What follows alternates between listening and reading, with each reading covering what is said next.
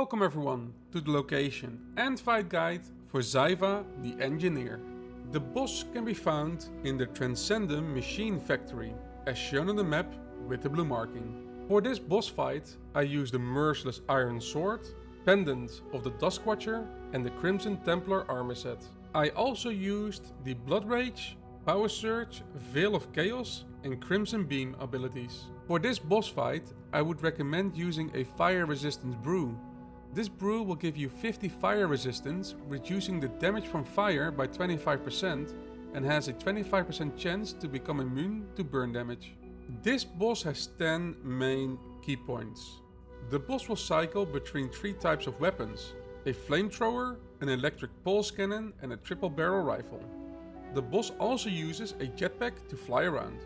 The boss will activate her flamethrower and spins around. When hit, this will deal a decent amount of damage, but can quickly ramp up to a very large amount of damage when hit multiple times. You will also receive a burn for 3 seconds. At the maximum range of the flamethrower, the ground will also be put on fire.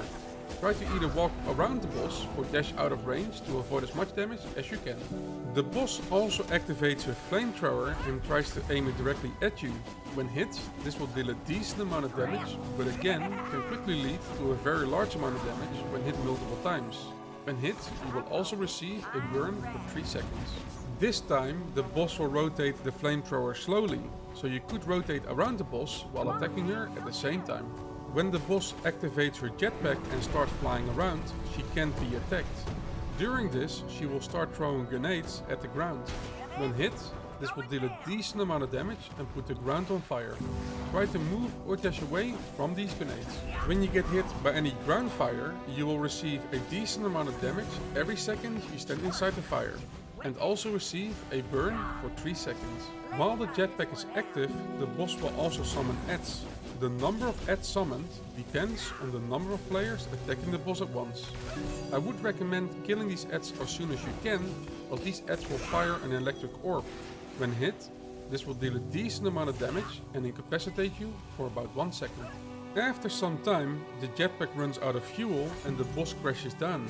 When she lands, she will be stunned for about 3 seconds. When the boss switches to her electric pulse cannon, she will fire a large electric orb towards you that will try to follow you around. When hit, you will receive a decent amount of damage every half second you are in contact with this orb. Once fired, this orb will move slowly, so try to kite the orb around while still trying to hit the boss. The boss will also fire a small electric orb towards you that will ricochet around the room when hitting an object. When it hits you, it will deal a large amount of damage and incapacitate you for about 1 second. Try to sidestep this. When the boss switches to her triple barrel rifle, she will fire 5 projectiles in an arc. When hit, each projectile will deal a small amount of damage. But if you stand too close to the boss, you could get hit by all 5 projectiles at the same time, which could lead to a large amount of damage. Try to spot this and move away from the boss. When the boss yells, "This is the part where you run," the boss will start firing very rapidly. When hit, each projectile will deal a decent amount of damage, but can really quickly lead to a very large amount of damage or death. Try to move or dash away from the boss as soon as you can, and even better would be to hide behind one of the 4 furnaces inside of the boss room until the ability is finished.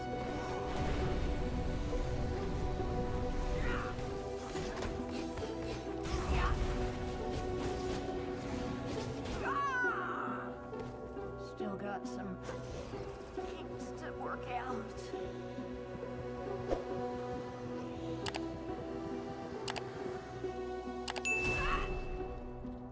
New knowledge acquired.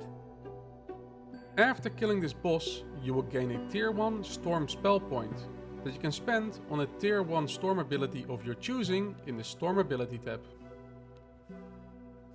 You will also unlock the Fabricator. In the Fabricator, you will be able to craft sludge-filled canisters.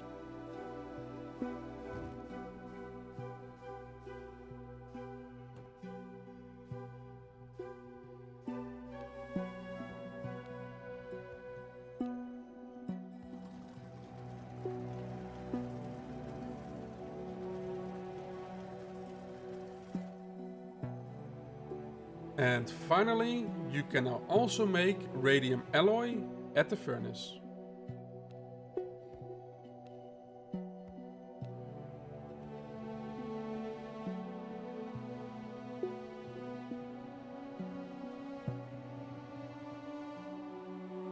I hope you enjoyed this guide, and if you want to see some live content or have any questions about the game, you can always come and visit me at twitch.tv/Chiraku. Thank you again very much for watching, and I see you all next time.